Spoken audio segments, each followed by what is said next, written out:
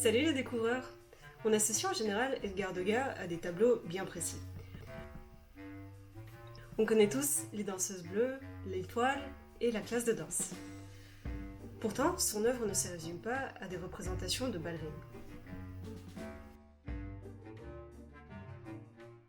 Contrairement à ses amis impressionnistes, Degas ne s'intéresse pas vraiment aux effets de la lumière sur les bâtiments, aux reflets de l'eau ou aux paysages naturels à différents moments de la journée. Ce qui l'inspire le plus, c'est la ville.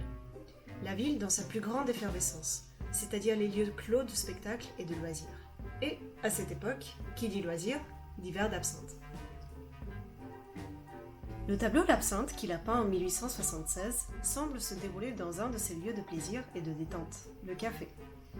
Pourtant, une atmosphère très étrange se dégage de cette œuvre. Alors que le café est un lieu de rencontre très à la mode à l'époque, l'homme et la femme assis côte à côte, identifiés comme l'artiste Marcellin Desboutins et la comédienne Hélène André, sombrent dans un isolement sans mots derrière un verre d'absinthe.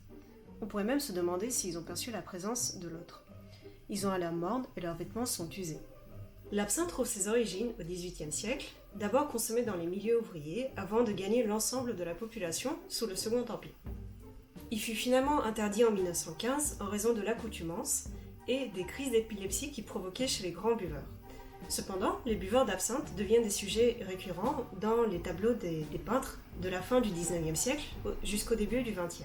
Mais, si vous regardez de près, on voit très rarement des buveurs d'absinthe avec le verre d'absinthe à la bouche. On trouve une exception dans l'œuvre de Munch avec son tableau Les buveurs d'absinthe. Ici, boire de l'absinthe devient un rituel, le signe d'une classe sociale supérieure. Cette interprétation ne tient pas la route dans le cas de Degas. Loin des préoccupations sociales, le peintre nous indique que c'est bien l'absinthe qui est le personnage principal de cette œuvre. Une atmosphère fantomatique émane du tableau. Le spectateur a l'impression d'assister à un rêve. Les pieds de la table sont absents, les traits des visages des personnages sont schématisés et imprécis. Tout comme le tableau d'Axel Tornemann, le spectateur est englouti par l'effet du verre d'absinthe. Cet objet qui paraissait n'être qu'un détail s'émancipe et devient omniprésent. L'absinthe conditionne l'apparence malsaine des personnages et la teinte d'ensemble de la toile. Le spectateur semble alors perdre ses repères si on regarde le fond de plus près. Est-on vraiment sûr que la scène se passe dans un café ? Si au départ on est sûr que la scène se déroule dans un café parisien, on comprend rapidement que ce n'est pas si évident que ça. L'espace du tableau est très resserré par le format vertical et rien n'indique de manière certaine le lieu de la scène. Alors que l'ensemble de la toile paraît très flou, sans détail, on a jugé que ce tableau était extrêmement réaliste. Il donne l'impression d'être peint sur le vif, comme si Degas était assis sur la table voisine.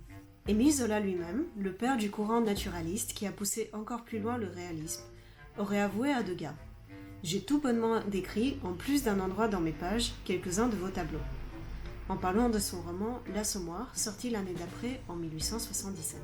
Pourtant, ce n'est pas du tout le cas. Degas a peint son tableau dans un atelier. Il a donc pu méditer longuement sur la composition de son œuvre. La preuve ? L'artiste semble avoir traduit le déséquilibre éthylique en un déséquilibre de la composition. Les personnages sont décentrés au point où la pipe et la main de l'homme se retrouvent dans le hors-champ. Le vide occupe la majeure partie du tableau, et c'est le même vide que l'on retrouve dans le regard absent de la femme. Le spectateur lui-même se retrouve isolé puisqu'il est séparé des personnages par des tables groupées dans la partie inférieure du tableau. Les atteindre, leur adresser la parole, devient une quête impossible dans cette œuvre où la seule présence affirmée est celle de l'absinthe. Merci d'avoir regardé notre vidéo, on espère qu'elle vous a plu. Et si vous connaissez des œuvres où on retrouve des buveurs d'absinthe ou bien un verre d'absinthe, n'hésitez pas à les partager avec nous dans vos commentaires. À bientôt!